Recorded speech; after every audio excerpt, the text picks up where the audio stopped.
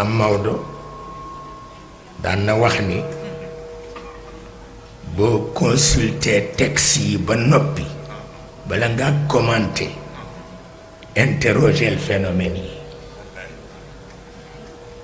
te phénomène yi ñaare la ci gën a jege mu di az-zaman wal makan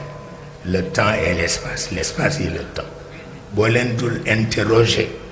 boo consulter texte yi du la jëriñ tous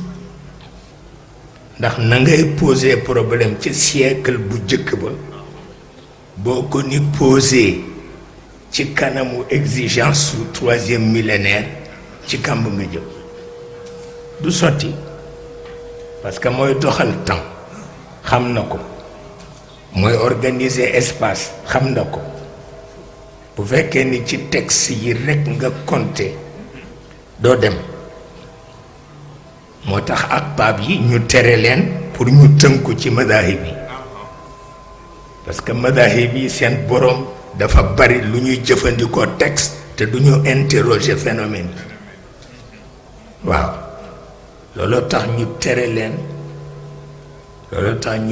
leen pour ñuy tënku ci madhab waaw lu mat a bàyyi xel la moo tax Maodo wax na ko laa taxtarru bi zawahiri nusus waaw